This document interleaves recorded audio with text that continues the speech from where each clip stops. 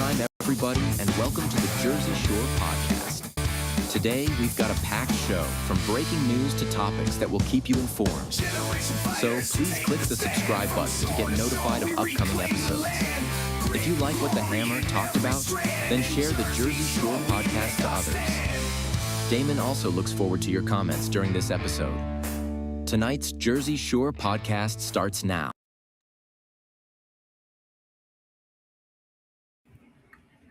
Hello, everyone, and welcome back to another episode of the Jersey Shore Podcast. That's S-U-R-E because we are always sure. We have a couple good guests that are coming on tonight. And sorry I missed the last episode. I had my man Seth fill in for me in Angles. And thank you guys for doing that for me. I've been out campaigning, getting signatures for running for Congress. Yeah, I'm a glutton for punishment, running for office again. So that's what it's about. But I just want to talk about a quick monologue and go through it. You know, if you step back and look at the world right now, it feels like we're living through one of those moments where global events are shifting fast, and they are. And tensions in the Middle East are rising again, which we're all used to throughout my lifetime anyway. Iran is threatening shipping lanes. Missiles are flying around the region, and the United States is responding alongside its allies. Now, let's be honest about something. When things heat up in that part of the world, Americans feel it. Usually at the gas pumps and the price of everyday goods, because gas, oil pays for everything. But working class families, they're already stretched thin, and I feel it because I feel it myself. I feel it for everyone else. And when global instability hits energy markets, it's slow. It shows up in our wallets, pretty quick. And I trust me, I feel it. But there's another side of that conversation. Sometimes doing the right thing for long term requires temporary sacrifice for the short term. And I believe that's what we're doing. I believe it will be over quick, and it's going to help us in the long run. So if the United States allows hostile regimes to control global shipping lanes or threaten the stability of the region, the long-term cost to Americans will be far worse than the temporary hit that we're taking right now. So yes, Americans may feel a temporary pain right now, but strong leadership and stability in the long run is what ultimately protects our economy, our security, and our future. So at the same time, here at home, the political temperature is rising as well. Activist groups are organizing protests across the country again over immigration enforcement, and once again, we're seeing how divided America has become. So, and while the country debates borders and global conflicts, right here in South Jersey, the same political machine that has dominated this region for decades keeps doing what it always does, protecting itself and maintaining power. So that's what we're going to talk about tonight. I have two great guests on, and we're going to introduce them right now. So I didn't have a breaking news. Breaking news is basically what's going on now. So that's what it is. So let's go into our first Hammer segment, and I'll introduce the guests. All right, here we go. We have Frank. See, he actually, this kid is 15 years old. 15 years old. And he's working on my campaign, and he's a beast. He's a monster. And so is his friend Angles as well, that's been helping me out on the campaign. But Frank, thank you very much for coming on. Yeah, thank you for having me on, Damon. Then our next guest, we have Joe Miller. What's up, Joe? How you doing? How's it going, Damon? Thank you for having me. So I see everything's working for you. You had some technical difficulties earlier, but everything looks good and clear on my side. So yeah, other than my charger just falling and making that loud noise, but all good. Yep. But guys, thanks for coming on. So we want to just go over this. I mean, this whole episode is about the divided states of America, divided, and that's what it is. We are such a divided country right now, thrown through. I mean, I've never seen it before in my lifetime. And it seems like when Trump got in, that's what it was. And people, you just hated Trump. It doesn't matter what he does. He could cure cancer, and they would still hate it and throw it out the window. And that's, I've never seen politics become so cultural now.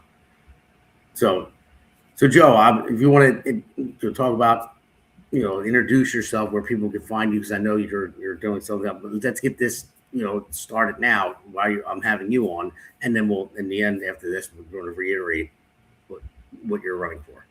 Definitely. So my name's Joe Miller, as Damon said. I am currently the treasurer for the Young Republican organization for the New Jersey executive board for the statewide. And we have our reorganization coming up in April. And right now there is going to be a debate and everything. It is contested, actually. And the incumbents are being challenged. And it just really, Damon, it's kind of going with what you said with division of South Jersey and everything, because this is just division throughout the state, in the fact that the team running against us is a team that really isn't aligned with the NJGOP in a way or anything, and really isn't aligned with Republican values. And we're there to battle them, basically, to make sure that Republicans and grassroots Republicans are still in charge and still in power of the Young Republicans. So really, that's what I'm running for in April, but just to get that out of the way and everything. But right now, I'm still the treasurer currently, and I actually am with the Board of Elections at Atlantic County. I'm the supervising clerk there, and basically just same thing, just making sure elections are secured there and everything, and making sure that Republicans, just real Republicans, grassroots Republicans' voices are heard. Awesome. And Frank, tell people about yourself. All right. Well, my name's Frank. I've been on Damon's podcast before. I'm currently working on Justin Murphy's campaign for U.S. Senate and Damon's campaign for U.S. Congress. Them two are great candidates, I will say, and I will tell you to go vote for them.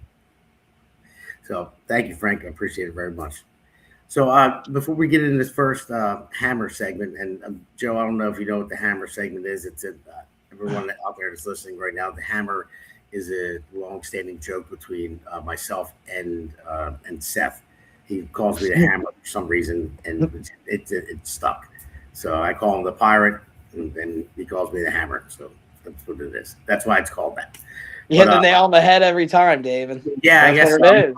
I'm a carpenter, and then he says I'm Italian, so I'm like a mob guy who comes at you with a hammer. He always makes jokes. He's awesome. I love Seth. It's tough. He's great. But I want to play the first video here, and we'll talk about it. So let's play the first clip. Good evening. We begin with the attacks today in two separate parts of the U.S. that have investigators searching for possible connections to the Middle East.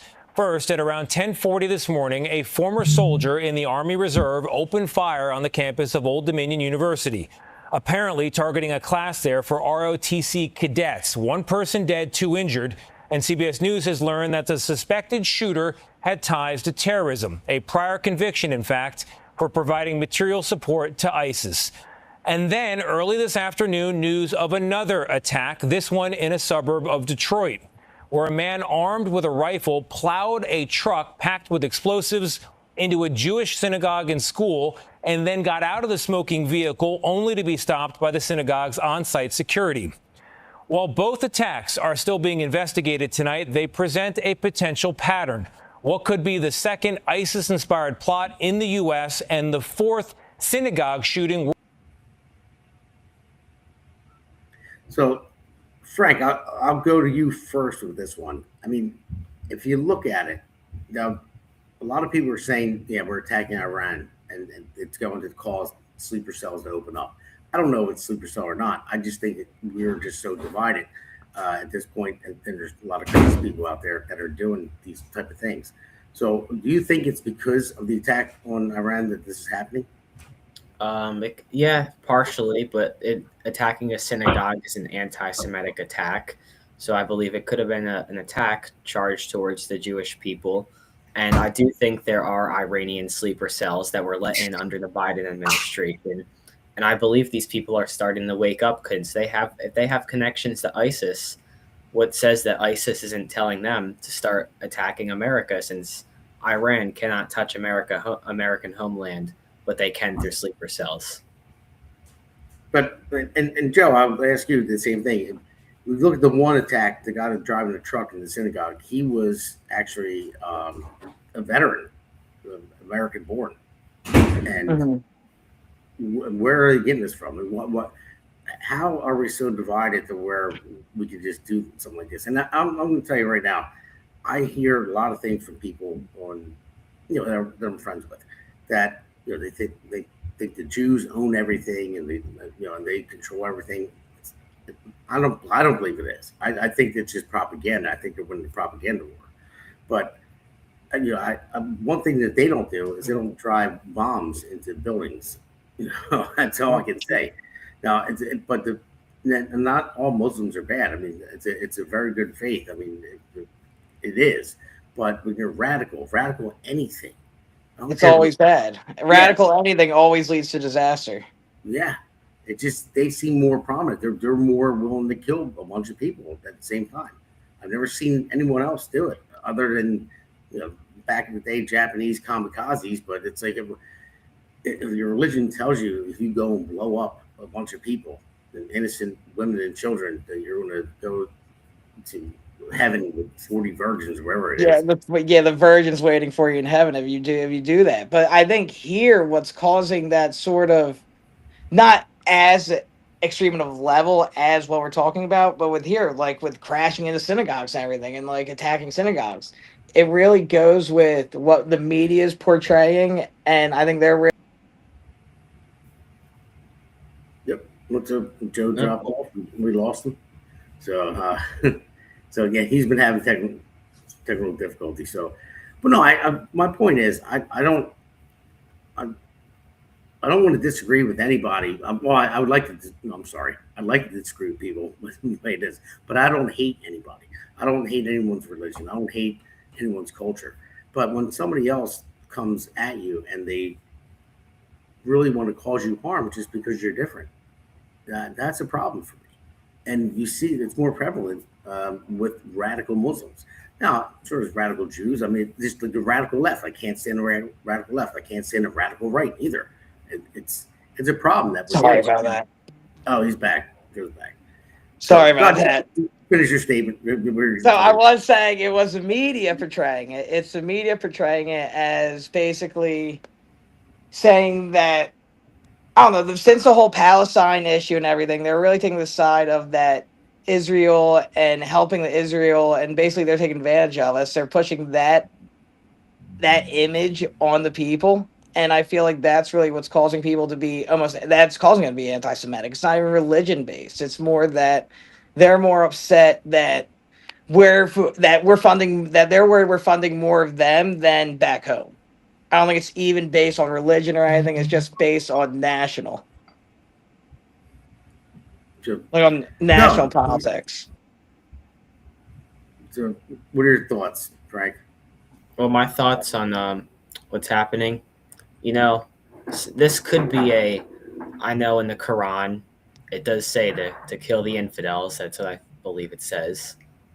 And I think these attacks are targeted towards the Jewish people and Americans, and it is a threat, and this threat should be dealt with.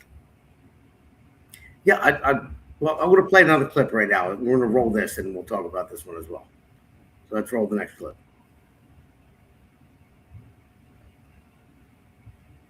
Oh, this is the picture. Okay, yeah. So this is basically two Pennsylvania. This is CNN, by the way. I want to let you guys know. CNN, that was a soft spot for everybody, apparently now. But this is about the attack in New York City. The two teenagers tried to throw those IED bombs. And Seth brought it up on Monday's podcast as well with Angles when he covered for me. But they say two Pennsylvania teenagers crossed into New York City Saturday morning for what could have been a normal day, enjoying the city during an abnormally warm weather. That's what the Post read. It said, but in less than an hour, their lives would drastically change as the pair would be arrested for throwing homemade bombs during an anti-Muslim protest outside Mayor Zohar Madani's home. And then here's what we know so far. And then they talk about what it is. But the way they started, it sounded like a story. Yeah, like a kid's book. They're really trying to set the tone for you there. They're really trying to hook you into the read. Yeah, but it sounds like you're reading a children's book, like on a warm summer day or whatever. But it's like, What are they talking? They retracted it after they got some backlash for it, because it's like, no, two people went there with intentions to kill people. And now, well, mind you, the protest was with Jake Lang, and Jake Lang is a scumbag, by the way. I'm in my opinion, he is. I think he's a white supremacist guy. I covered him before on the podcast. Now, whatever, he was there protesting with people, so I'm not saying throw a bomb at him, but it just, he has his own opinion. I'm not fond of him.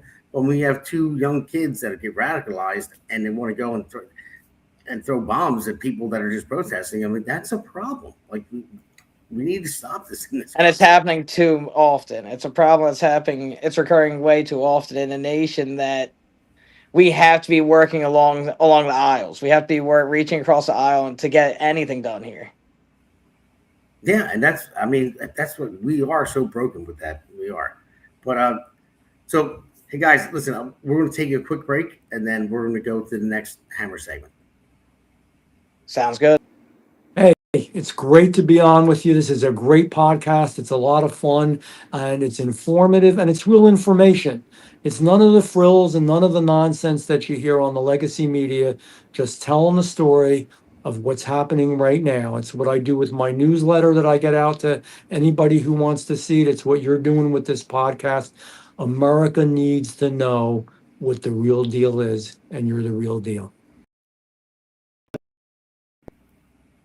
Well, I have to thank Andrew for that one. So give me that clip. He gave me like a 32-minute interview, which I was surprised he was on that long. He's a great guy. Love Andrew. He's That's great. awesome. Yeah.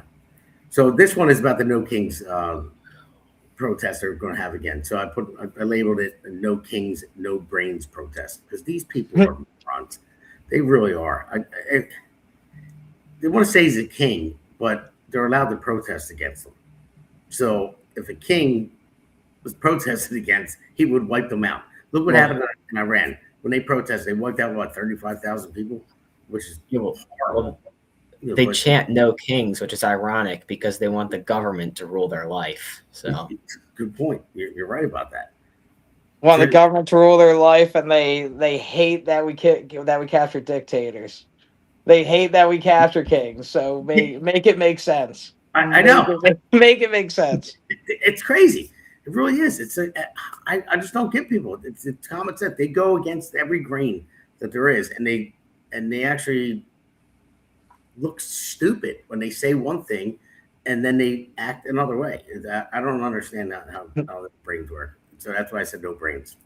So Frank, I'm going to play this first clip, and then we can talk about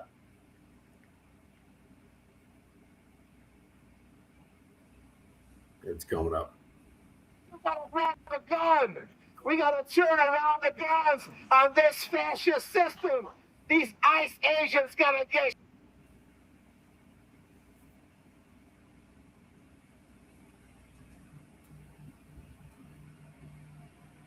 We gotta grab the gun. We gotta turn around the guns on this fascist system. These ICE agents gotta get shot and wiped out. So, Frank, I want to ask you, as someone young, 15 years old, to see what this guy saying the ICE agents need to be shot. If we can switch to, back to the full screen. I don't know if we're having any difficulties here.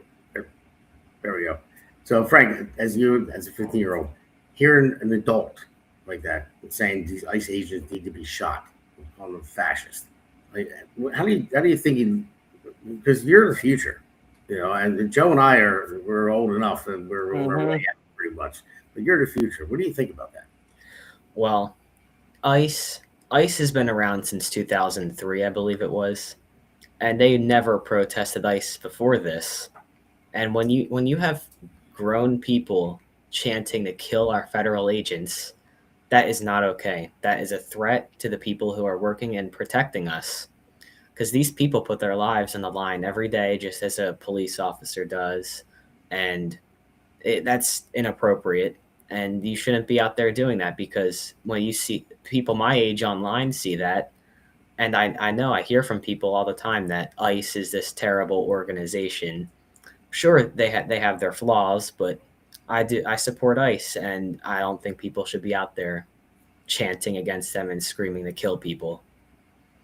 Yeah, and Joe, your thoughts on this? I mean, first it was defund the police. That didn't work for the Democrats at all. That backfired because, and then now it's defund ICE, abolish ICE, now kill ICE. These people are saying, where are we Well, at? I feel it's funny. It's funny they say kill ICE and everything, because then they're saying ICE is killing innocent people. And then let's talk about these innocent people that you have. Alex Preddy, who had a gun. He had a gun that basically, I'm pretty sure, I forget the model. I don't know the model, but it's a gun that even the officers, it was one like very high. It was hard to operate. Like, it's one that's very hard to operate. It's very dangerous. And Yeah. he just had it in his back pocket and everything.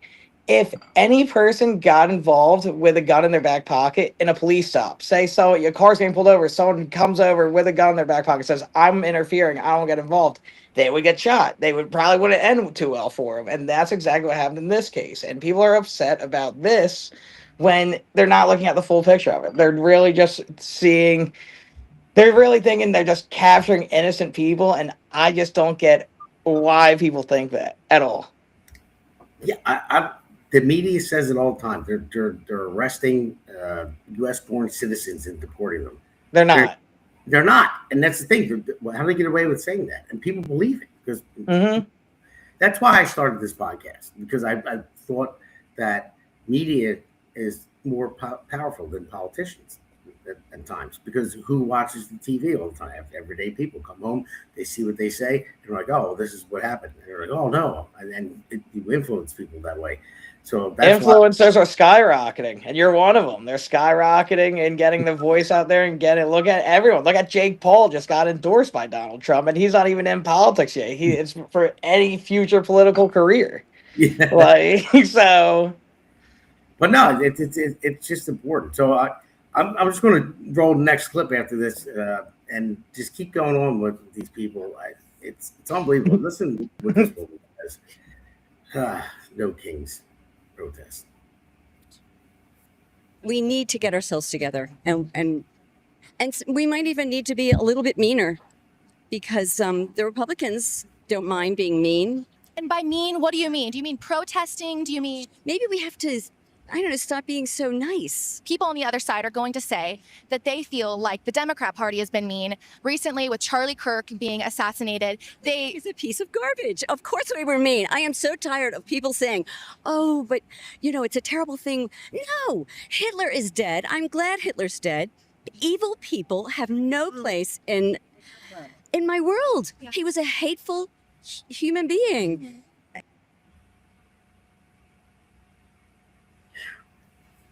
Frank, I'm going to go to you with this. Okay. One. From what I heard was they brought up Charlie Kirk, and Charlie was a great guy. He let everybody have a voice. He let everyone speak, and he was open to talking to anyone who wanted to talk to him. And then this left-wing nut says Hitler's dead, and it's a good thing. I don't understand why she's comparing Charlie Kirk, a man who just wanted to go around and talk to people and share his opinion and bring people and tell people the truth, and comparing it to a murderer. That is terrible. Yeah, it is. And Joe, I ask you, what is in the water that these people are drinking? Because you can disagree with Charlie Kirk. I mean, you can if you want, but like Frank just said, he will go around the college campuses and talk to people. He wanted to have a conversation. So I don't think Hitler had many conversations with people. I don't think he was going around asking people their opinions. I don't think he was asking people to challenge them. I don't know, but I could be wrong. But it's like, what's wrong with these people? Like, what? But here's the thing: it's scary because I know you follow Scott Presler, I'm sure, and I have a couple friends who from school, because I'm at the University of Maine. A lot of them are very liberal up there, and they did the same thing that he was exposing, where they basically posted like, "Thank God he's dead," like stuff like that, like "Thank God this guy was killed." And I didn't see one person do it about Rob Reiner.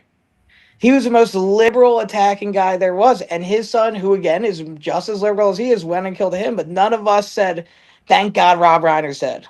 Thank God. Like, no, and it's just whatever's in their water, I don't want it. Because it's just no remorse for human life, and you can basically pick and choose what soul is more valuable. And that's not a game I want to be playing. It's amazing. And Frank, I worry about you for your future coming up with these crazy. That was an older lady too, and Yeah. the youth. That's why I love having you on and Angles on and working with the young Republicans. And Joe, that's part of it as well. That is the most important thing. We have to have the young people realize what is important and what is not. If you look at these videos and see like what that lady said, what the guy said beforehand, it's like, whoa, wait a second, that's not what we're about, and we need to raise people right. That's why I wore the t-shirt "Raised Right" last time you guys were on. But so how do you think we get through this? I mean, with Joe, I mean, I wanted to connect you with Joe as well because young Republicans, he's 100%. Yeah, 100%. If we just connect, I'll give you my number after, and we'll get connected. 100%. Get involved with us. So what do you how do we make it happen? How do we make a better future? I know you're doing it. I'm not going to say it for you. I know you're working on campaigns, knocking doors, you're doing everything you can. But like deep down inside, what do you think? What I think we need to do is we need to talk to the younger generation, which is my generation, and we need to tell them the truth, which is what Charlie Kirk was doing and what he tried to do. And I think that's what we need to do. We need to talk to the children, and we need to stop indoctrinating them in public schools because what the kids are being taught is terrible. They're encouraging them to go out to protest. The NJEA told students to wear blue on Friday to protest ICE. Which what does that have to do with learning to read, write, or do math? Yeah. Nothing. So the parents need to know what's being taught in the schools and see if they agree with it. Yeah, they definitely do. So all right. So we got one more clip to play here in this segment, and we'll talk about it after we roll it.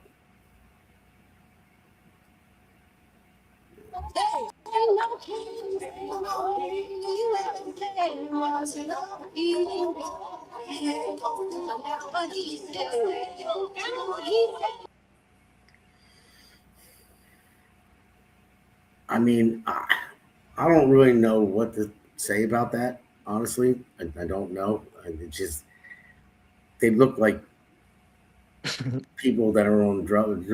I'm sorry, I'll say it. They're retarded. I mean, I don't know. Like that's the Democrat Party now. Yeah, that's the Democrat Party now. Like I don't even know, because with them, it's all facts go out the window. And I've tried even debating with people like that. It's just there's no point. There's no point in even talking to them or anything, because they're just going to hit you with any anti-Trump or you're racist or you're bigot or anything like that, and nothing factual. So it's just cluelessness. Like I think it's just static going on in their head. Like I think it's just like when the TV's fuzzy, that's all there is. Yeah, you're right. I mean, that's how crazy they are. I mean, who does something like that? It's like, I look at it, I say to people all the time, I'm in construction, so I'm just not really, I don't have a filter that much. So it's just like, and I'll just say, when did they stop making men? Like, what's wrong with you? I'll say it on the job site to guys when they complain about something. But when you see something like that, it's like, I can't even comprehend it. Like, what happened to society? That's a collapse of society right there. Like that, there are people that just keep eating, and they're going to destroy the United States. Like if I was China and I saw that video, like we're going to invade right now. That collapse. I'm shocked because that collapse happened in the 4 years of Biden. I'm surprised we didn't get invaded then. I'm surprised they didn't come after us then. Like, I know. But wait, we had the balloons. Though. So they were starting to, and then they like, oh no, Trump got back in. Now scratch it. Yeah. So Frank, what do you think about that? I mean, you're in high school, so they were adults. I mean, yeah. Listen, I know people get picked on in high school for doing stupid stuff, and all that, and it's It's not cool. But when you're an adult and you're acting like that, I'm sorry. I want to pick on you. I mean, I don't like picking on anybody. Yeah, the video, I'm speechless about that. That's just there's no smartness in that crowd at all, and they're jumping around like they just saw an ice cream truck. I had no comment on that video. Okay, but yeah, when I saw it, I was like, "What is this?" And the Democrats, they're singing now all the time. And listen, I'm a horrible singer, so I'm not saying that I'm better than them at all in that aspect. But they're singing hymns and rallies, and Did you see they're dressed up as frogs now, and they're in inflatable frog costumes running around. Oh, at that camp in California. Yeah, it's all over now. The frogs. The frogs. That's a new thing. Furries and frogs. Oh. That's where we're at now. Yeah, why can't we just be human beings that actually go to work every day, take care of, get married, have children? Well, Democrats. That's too simple. That's too simple for them. That takes too much common sense for them. I know. I just don't get it. Listen, that's what I want. I want to get married, have children. I did. Go to work every day, provide for my family, pay my taxes, go on a vacation. The nuclear family, the white picket family. Like, that's what it's kind of part of the American dream. It's what, like, you kind of strive to have. White picket fence and all that stuff. I mean, that's like normal. I don't know where we lost it. Well, I will go back, and I say this every podcast almost now. January 10th, 1963, the Communist Manifesto on how to destroy America from within. And I truly believe, and all listeners out there, you can, and by the way, I forgot to say earlier, go in the chat and you can ask a question or post something and we'll see it. But I say it all the time, and look it up. If you read that manifesto Congress put out in 1963, it was how to destroy the United States from within. Because the United States is surrounded by vast oceans. We're very powerful. You can't get us from the outside, at least not now, anyway, for now. But that was their move to divide us from within. If you read everything in there, you look at every line on them, you're like, whoa, all this is happening right now. Promote pornography, transgenderism, gay and lesbian, tear down statues and have I forget. Rewrite history. Yeah. It was. I mean, every line item in there. When I read it, and I didn't know about it until Ben Carson mentioned it a couple of years ago, and he said, "I'll bring it back in January 10th, 1963." And I'm like, "Oh, what happened then?" And I didn't know what he meant by it, and I was googling it. I'm thinking, Kennedy getting shot? No, that wasn't then. And so then I found it, and that's exactly what he's talking about. And I read it, and I was floored. I couldn't believe it. I'm gonna have to read it. I haven't read it. Yeah, well, check it out. You look at how Rome collapsed. Rome collapsed because it was politically divided, and they were letting foreigners in who destroyed it from the inside. Exactly, you're right about and that. And most empires only last 250 years, and who's celebrating their 250th this year? So we really need to come together and stop this no kings, and we need to work together to make our country better. Absolutely. Of course we have to do that, right? But it just, I don't know if it's going to be able to happen. And I don't know. I don't know if I don't see any bridge right now. I don't see anything. I don't know what could happen because they're going to want to put someone like Newsom up, and there's no way any of us can get behind Newsom because he's just going to, someone like that would destroy this country. So I think at this point, there's always going to be that divide because the parties are so culturally different now. It's just so different than it was in the Bush era. Yeah, Joe, you mentioned earlier, too, that anything radical is bad. Radical right, radical left, radical anything is bad. And I feel both parties are starting to get radical by the day. Mm-hmm. And we've seen the left. They have gone off the bridge with the radical agenda. Yeah, they're too blue. I don't know how blue they are. They're almost so blue it's black. Like, I don't know what, they're just so far gone. Yeah, and it's so much easier now with social media too. You know, X and Facebook, and people that I talk to, they believe things that people put out there. They're like, oh, look at this video. I'm like, well, that's AI, by the way, that you could tell. Or it's just somebody with their opinion, and everyone has a voice now, which is fine with me. Everyone should have a voice. That's great. But people need to make their choices of who they're going to believe and who not to believe. Know what you're saying with your voice. Everyone has a voice, but don't just blab something that isn't gonna make sense and doesn't do any good. Yeah, I mean, I have friends and people I work with that they're like, "Oh, look at this. This is what these people do." And I'm like, well, how do you know that that's true? I mean, I don't believe a lot of things I see on mainstream media either, because I know they pick and choose what they're going to report on. But it's just like, well, how do you know it's true? I'm like, oh, well, somebody said it on X. I'm like, do you know that person? No, but it got 100,000 likes. It got 100 retweets. Like, yeah, exactly. It got 10 retweets. You know it's fact. Like, yeah, right. I know.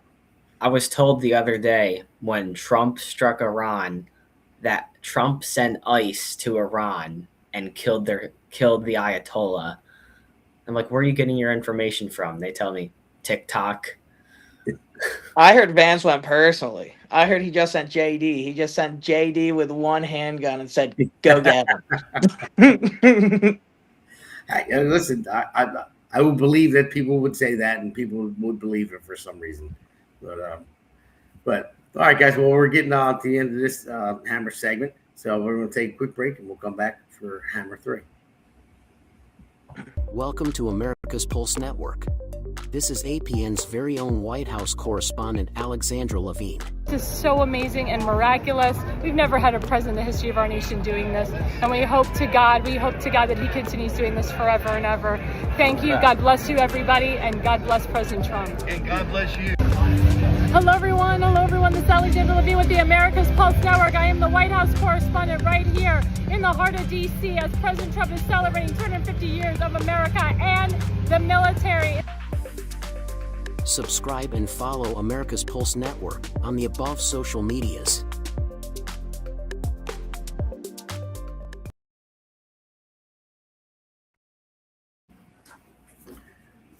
All right, everybody, welcome back. I don't know if we lost. I'm back.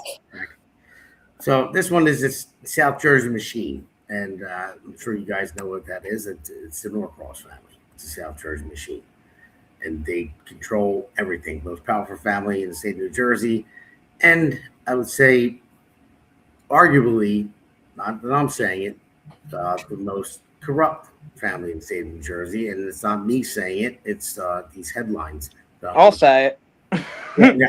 Oh, I'm just saying the headlines are there, the indictments. So let's bring up the first one here. We can roll through them as we're talking.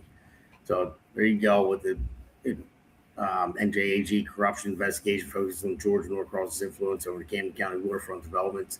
Sources say so they were indicted not once but twice between George and Philip, the whole family. So not Donald. Donald was never indicted. So I just want to put it out there. As far as I know, he wasn't, but the family, and they were indicted under money that came in from taxpayer dollars, and who is in Congress. New Jersey is the person that brings that money in. I would assume, I know a little bit about it. I'm running for Congress, but anyway, let's do the next slide. So New Jersey Democrats mull the future of the weakened George Norcross. No, listen, he's not weakened at all. Trust me, he's not. So, but they're still coming. They're still very much in power. That's why I call it the South Jersey machine, because it keeps on rolling. That engine keeps going. So we'll just do the next two. We'll do the next one and one after. So there's another atomic bomb. Just fell on one of America's most powerful party bosses, but beat it. So they're good. Next one, let's roll that one. And how power broker George Norcross and friends got waterfront land for cheap, and that's what led to part of the racketeering indictment. That was part of it. So, but all these headlines and all these indictments, and they were going to get indicted again. And 2 weeks ago, the AG dropped the charges because they already lost twice by indicting them. And then they decided not to even go through with the third one. So, Joe, your thoughts on the Norcross machine? I don't even know where to start with them because it really, Donald is, and I know we got to be careful what we say, everything with him being in power, like here, unfortunately, but Donald is as corrupt as George, but he's just George's puppet. But they both are entangled in the same damn mess in my eyes. Even if George's indicted, to me, Donald's as corrupt, yet that he keeps getting reelected.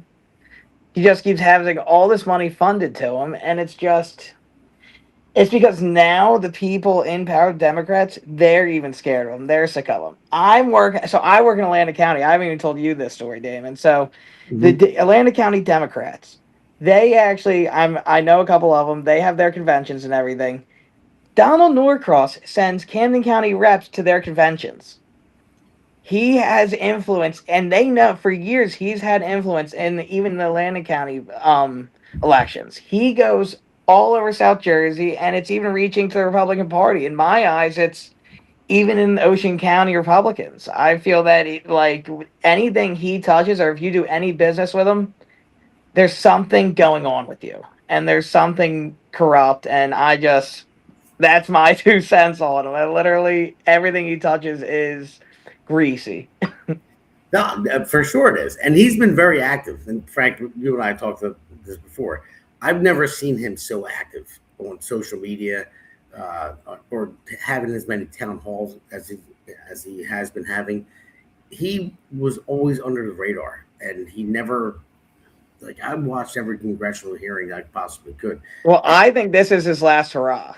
I think this is his last one. I think it is too. I think it definitely is his last one. So I probably should have waited till 28 instead of 26.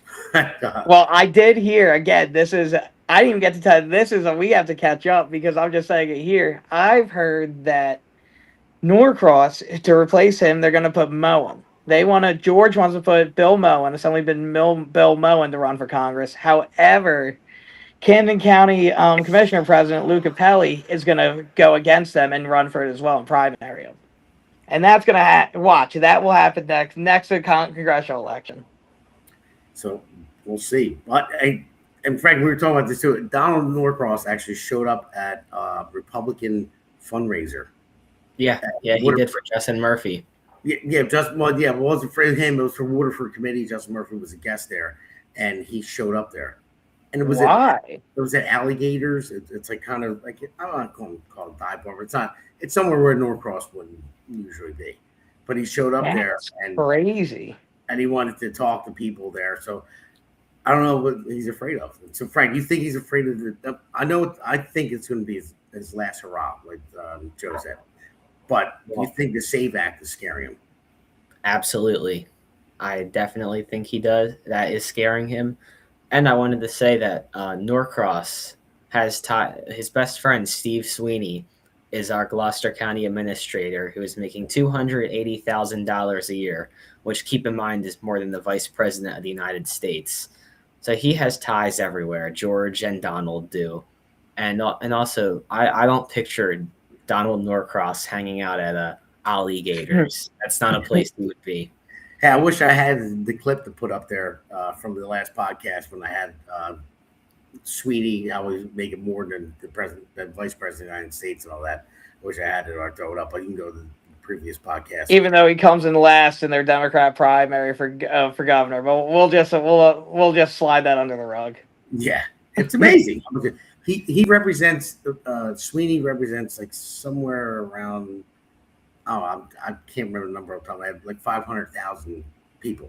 The vice president represents 340 million people, and he makes more than the vice president. And that's insane.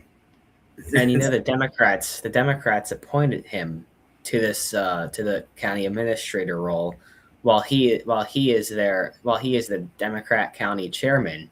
So our taxpayer dollars are probably being used right now to primary Republicans, to run against Republicans, I should say. I'm sure it is. It's such a messed up system, everything. about it. And Joe, you know I'm in the Carpenters Union, so and I have to pay into a PAC money. It's in Jonah 1972. Said good show so far. That's Seth. So thank you, Seth. But I pay into a PAC. They take money out of my paycheck every week, and it goes towards the Political Action Committee, and they use that money to Von Norcross's campaign against you. Yep, exactly. So it's okay. When I was like when you realtors in the NOR has their dues, and when you pay your dues, there's a little optional click box that says donate $25 to their PAC. I just make sure that's not clicked because they endorsed Bill Moen when I ran against him. I'm like, nope, no, never again. You will never get another cent from me. Nope. So I'm still fighting with I'm not really fighting with it, but I sent the letter in. I'm waiting for it to happen. I'm like, I'm not paying into this when you're not going to endorse me. I'm not paying. I'd rather the money go to me, my own money, than pay my opponent to beat me. I said it makes no sense whatsoever. They can't afford. Like, are they going to let you just not to pay it? Are they going to let you? They have to. It just hasn't gone through. But it's like, listen, you can't do that when I'm a candidate, and I got to pay into a PAC against myself. So. Then he'll run ads. This Damon's paying into my campaign. Like, great.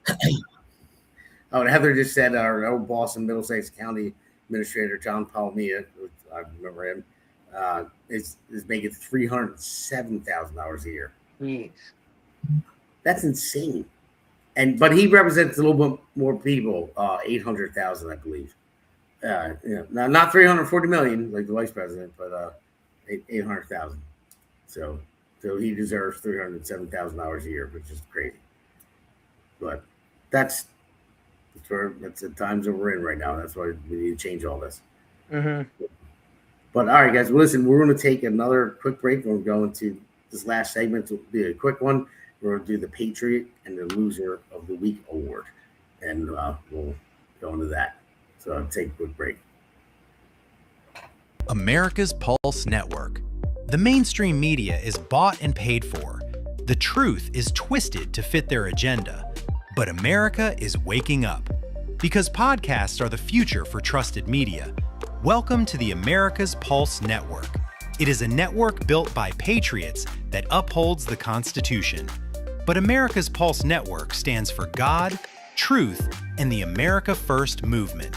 There is no corporate propaganda, no government spin, just real news, real talk, and real voices fighting for faith, freedom, and the future of this great nation with common sense. Here are some of America's Pulse Network podcasts. Alexandra Levine Live, hosted by Alexandra Levine. Jersey Shore Podcast, hosted by Damon Galdo. The Conservative Corner, hosted by Seth Eisenberg. The New Jersey State House Watch, hosted by Jack Brangan and Constance Detzel. APN's The Pulse is moderated by either Alexandra, Damon, Elena, or Seth. Also tune into America's Pulse Network on the following social media platforms: X, Rumble, Truth Social, Parler, Facebook, YouTube, and Spotify. Join the revolution because the pulse of America beats for God and country. America's Pulse Network is for faith, family, freedom, and truth. Everyone, welcome back to Hammer 4. This is the Patriots and Loser Award. So I picked someone that is a Patriot of the week, and I picked someone who is the loser of the week. And I made this up a while ago. I'm going to bring this back. This is Steve the Tank Cush Loser Award. Joe, you know who Steve Cush is. I think you do too, Frank, but I made this up a while because, just personal thing. So that's how it started. So I just brought it back for this episode. Just one That's time. Great. I'll leave it alone. I offered it to him 2 weeks ago, see if he wanted it, but he said no, he's good. He didn't think about it. You gotta get him to sign it. Well, the only reason why I brought it back in because I know what I don't want to talk about it on the podcast, but he's behind a couple things that are going on with my campaign because he knows we'll never touch my campaign, and different people that are already elected are refusing to help me out, sign my petition, support me. So I'm not going to go into all of it, but that's You love to see that. You love to see Republicans not helping other Republicans. I know it makes no sense. Great. I know. So, but that's why I brought it back in. So, Steve, there you go. You can come pick it up anytime. I don't want to use it anymore. It's yours. I bought it for you. So, I'm going to go into the Patriot Award. So, let's roll into that. This is John Valentine. John Valentine is a councilman. The Jersey Shore Podcast presents this week's Patriot Award. It goes to John Valentine.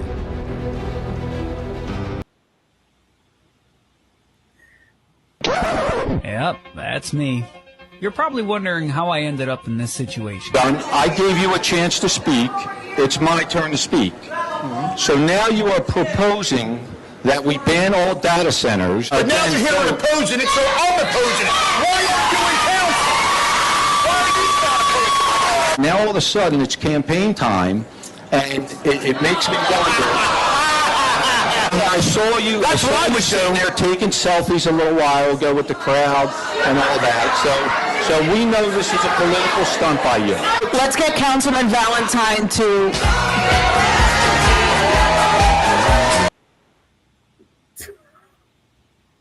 So that was John Valentine, councilman of Monroe Township, Williamstown. He was fighting against the data centers, and the whole thing is these data centers they want to build there. Now, listen, they're going to be the future of everything with AI. Heather said yes, John was a badass, but they're going to be the future. But the thing is, they're trying to use the well water by the farms down there, and they have to cool them off. So that's why they're fighting against it. They need a different system, like domestic water, to go in. It takes a lot of water to cool these things off. And they have farms. John has a farm as well. And you guys can look it up, all the listeners out there, look it up. It's called funneling. If you pull so much water out of the wells, and it'll shift where the water goes, and farms will lose their well water. So that's why he's fighting it. And the mayor, he went toe to toe with the mayor, and the mayor said, I see you taking selfies with the crowd earlier with people that are there. So he spun around in his chair and took a selfie, and everyone started cheering. So he's the man. I love him. He's crazy as heck, but he's awesome. That meeting got intense. My friend John Duff actually spoke there. He's from Burlington County. He ran for commissioner. What? You said Duff spoke there?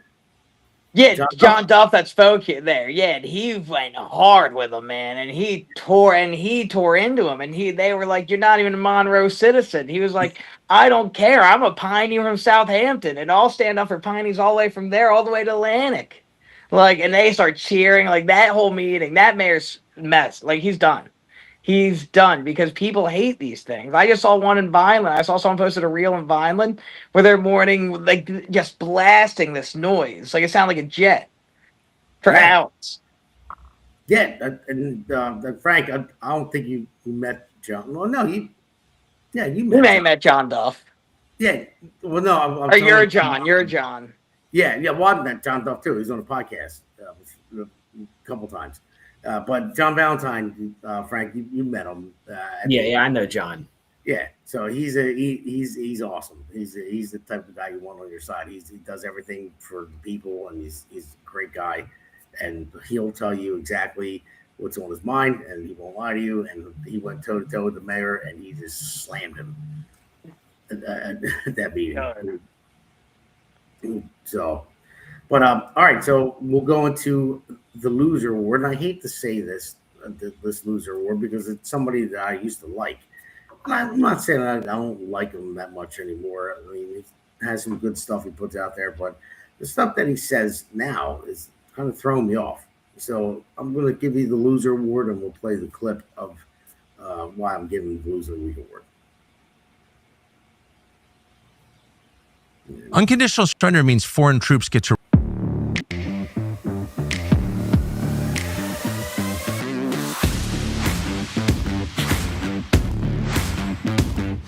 The Jersey Shore Podcast presents this week's Loser Award. It goes to Tucker Carlson. Losers! Losers! Losers! Losers! Losers! Shut up! Unconditional surrender means foreign troops get to rape your wife and daughter if they want. And everyone knows that. And that has been, if there's one consistent lesson of history, it means unconditional surrender means foreign troops get to rape your wife and daughter. Everyone can feel that. That's like the most atavistic instinct there is. And so to avoid that, people will do anything. And so that's why it requires that level of force to get a population subdued to the point of unconditional surrender. That's why. And so in this case, of course, we don't have the ground force necessary. I don't think Americans would voluntarily participate in it. I just don't think we can do that. It would require weapons of mass destruction. It would require presumably nuclear weapons in order to do that. And let's not lie to ourselves. So the reason why I always like, I'll go to you, Frank. I always liked Tucker Carlson, and I believe in everything that he stood for. But he's shifting a little bit. How do you say that that our troops would rape women over there because he's just against what's going on in Iran? Like, why would you say that about American troops? That's basically what he said. I don't understand why he would say that. He never gives you any evidence. I have not listened to Tucker Carlson or watched him since 2019 when he got off of Fox News, since he was on all the time in my house when he was on Fox News. But I haven't really paid too much attention to him lately, but the statement saying American troops would do that that's an extreme claim to make.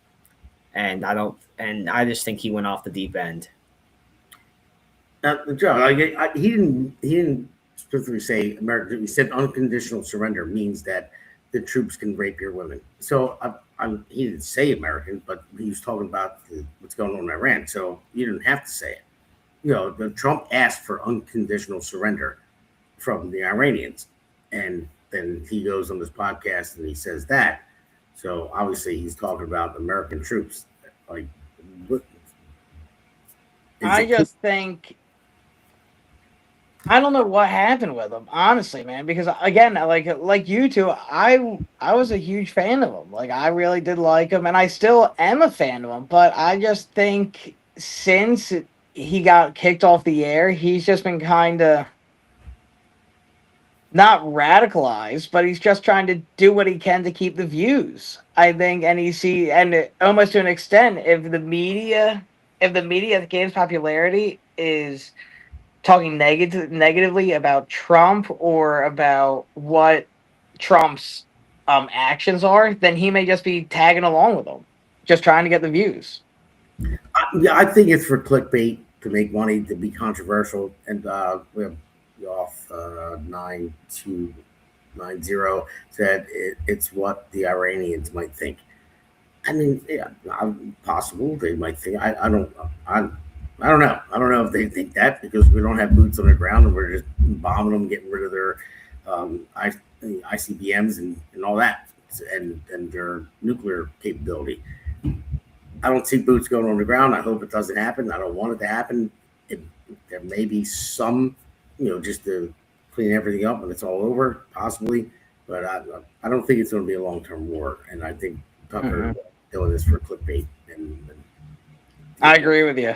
I think he's just doing it to keep the views up. Yeah. So, but all right, guys. Well, listen, I want to just thank you guys for coming on the podcast. I really appreciate it very much. I'm going to go into promoting this Pennies in Action after this, and I'll tell you about it, because I don't think you might have saw it before, Frank. But this is Pennies in Action. They've raised money for experimental cancer treatment. It's an immunotherapy, and basically how I found out of it from my good friend Steve DiOrio. He works with them, and it's a fundraiser to raise money to try this. It's not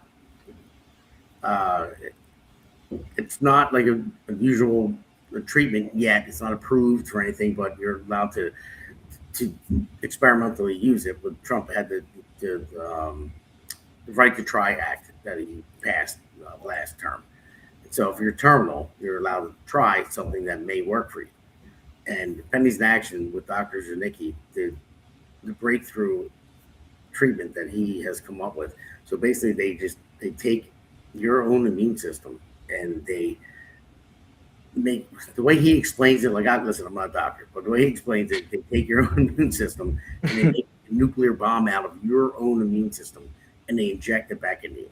So they put it like on steroids. Oh my God.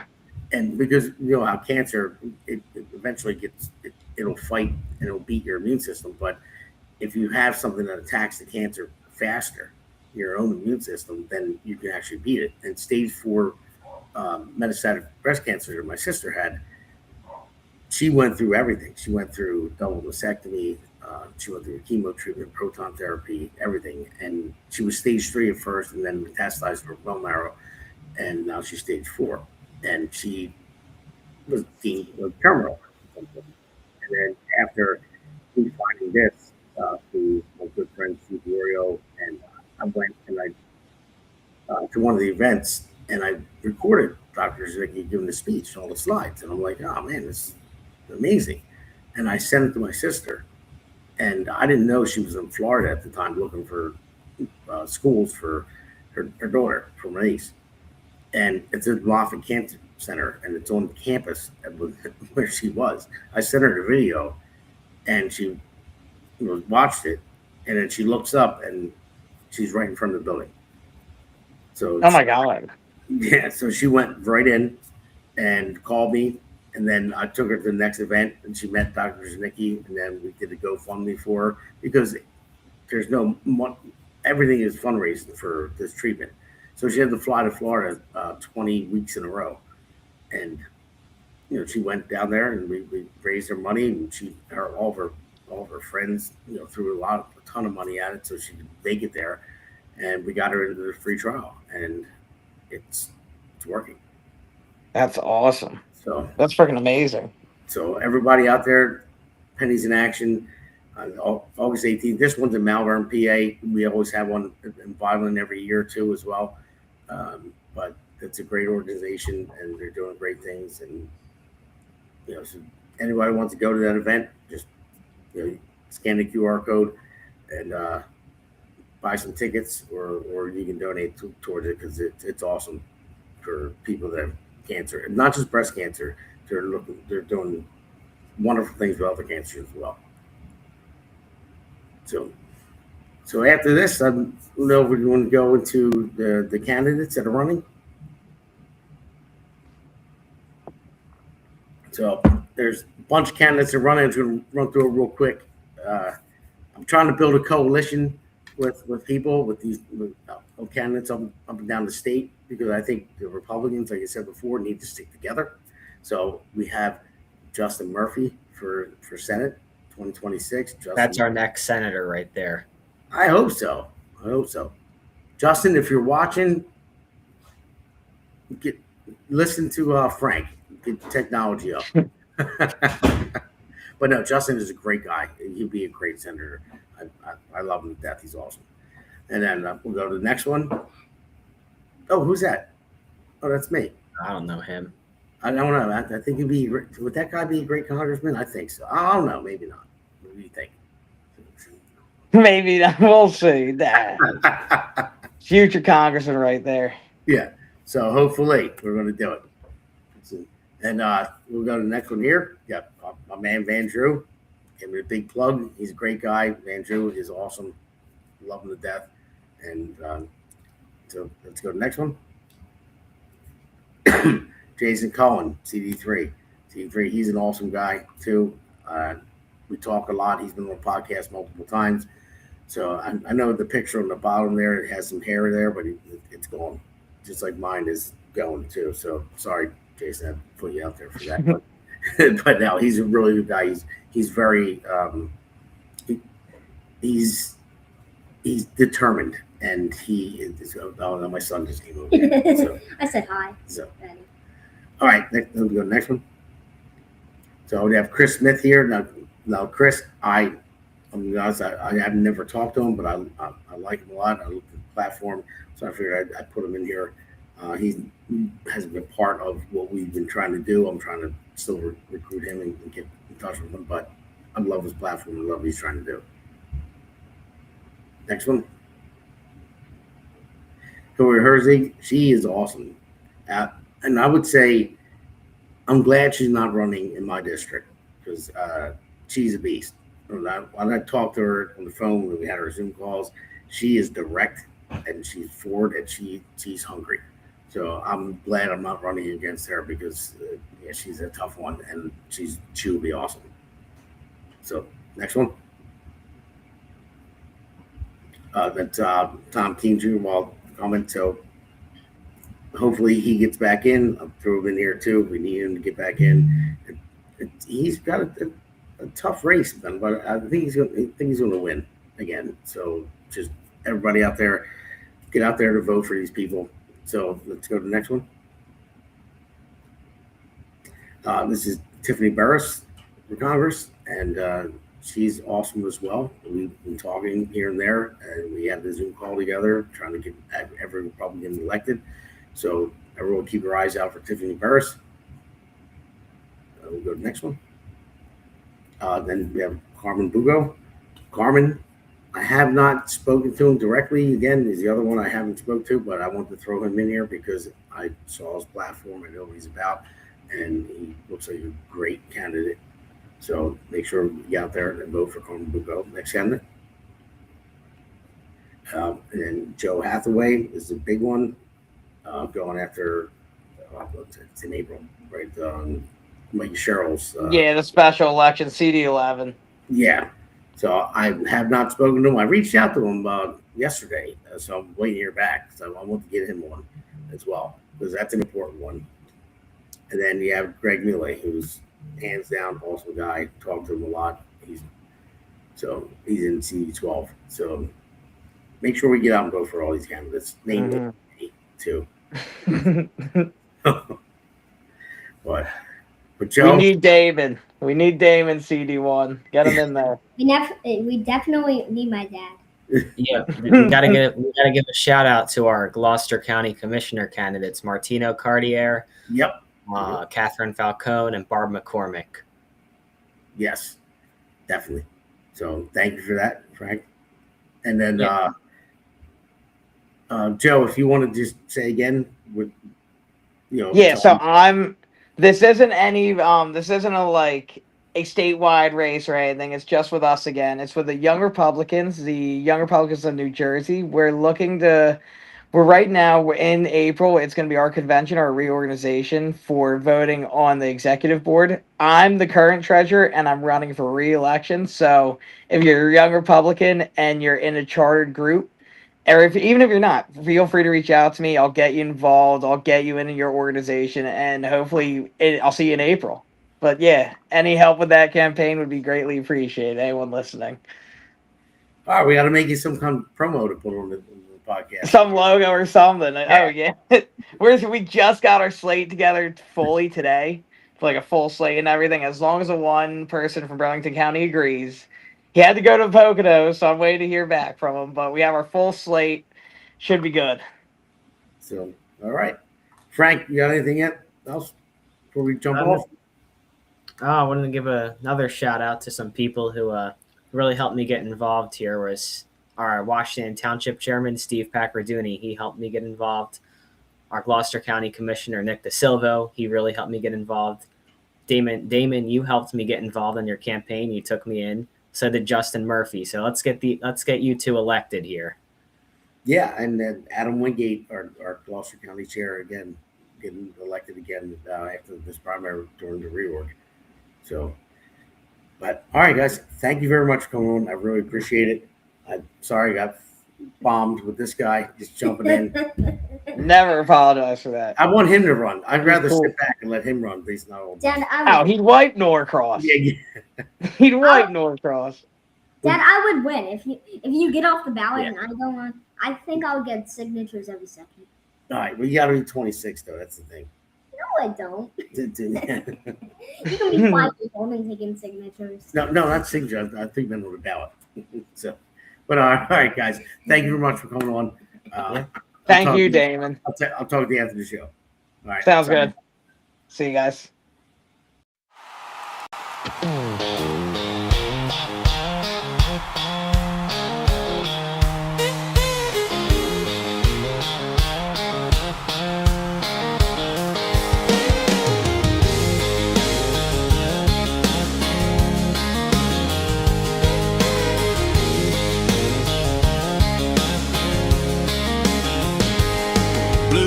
Cut through the Jersey night. Another call, another fight. Partner riding by his side. Poor Paul steady, full of pride. He does not quit, he does not slow. Runs straight where the danger goes. But when the bills come crashing in, the handler pays again. Yeah, the badge is heavy, the job is tough, but these brave dogs deserve enough. Boots on the ground, paws in the fight. K9 heroes working all night. They wear the shield, they hold the line. They give their all every time. If they are officers when danger calls, they should be covered through it all. So we raise our voice and raise this jam for the dogs who always take the stand. Word got out across the land. Country Hearts started a band. Adam Wardrop brought the flame. Bubba Beer backed the name. And Colby Lee Swift with strings that cry, singing for the dogs who never ask why. Just good men trying to make it right. Standing up in the spotlight. Yeah, small town hearts and a country sound. Standing up and laying it down.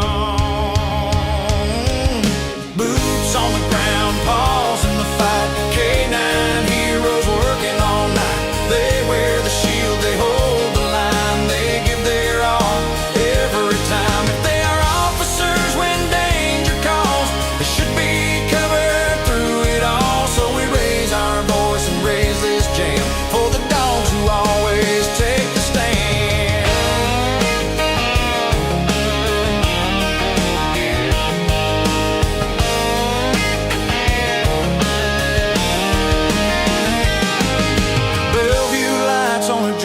Stage.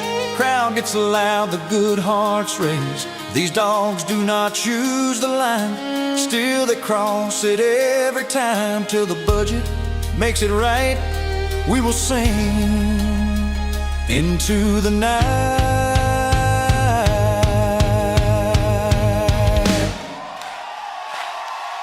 Boots on the ground, paws in the fight. America, hear us loud tonight. Fund the heroes who cannot speak. Stand by the brave who guard our streets until the day the system stands tall. We will not stop, we will not stall. Country strong and back in the blue. K9 heroes, this song is for you. For every handler standing tall, and every dog who gives his all.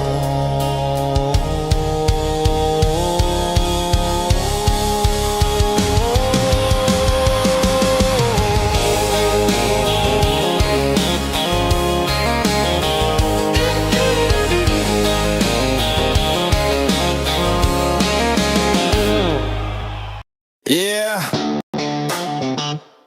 this one's for New Jersey, for every working family that's had enough. Name's Damon, Galdo, and I'm just getting started.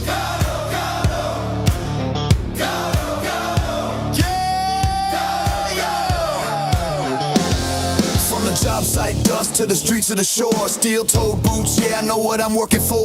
Middle class hurting, every bill going up. While suits in D.C. say, man, just trust us. I'm a builder by trade, put my sweat in the ground. Now I'm building up hope for my hometown. Jersey's my home, blue-collar soul. I don't make excuses, I get it done, that's all I know. I felt the pressure, I've lived that grind, trying to give your kids a better life. I won't forget where I came from, man, cause I'm built by work. I'm built by working hands, fighting for working families. Not a career man who forgot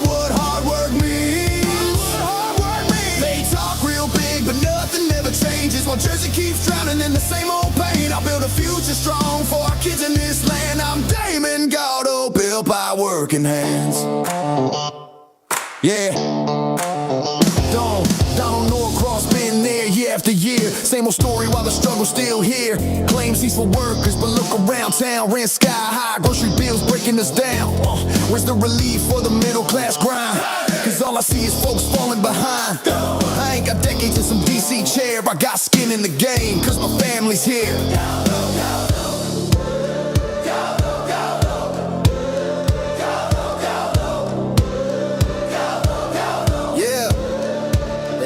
Time, they had their shot, and tell me, Jersey, what have we got? It's time for change, time for a stand, time for a work, and not another plan, not another plan, not another plan. Yeah! I'm built by working hands, fighting for working families. Not some suit who sold you fantasy. We waited long enough, it's time to demand a future built by honest hands for Jersey strong, for this great land. I'm Damon, Galdo, built by working hands. Yeah, this ain't left, this ain't right. This is fight for what's right.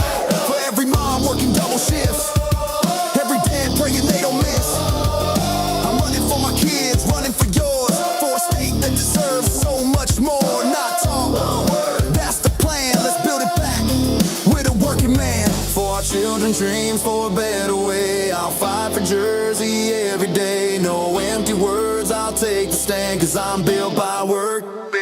Yeah, I'm built by working hands, fighting for working families. While the old guard keeps playing the same old game. But we're done with waiting, done with excuses. It's time for a man who knows how to do this. I build a future strong for our kids in this land. I'm Damon, Galdo, built by working hands. New Jersey 1st District. If you're tired of the talk and ready for work, walk with me. Galdo, Galdo. Galdo, Galdo. Galdo, Galdo. Make the crowd chant with no music.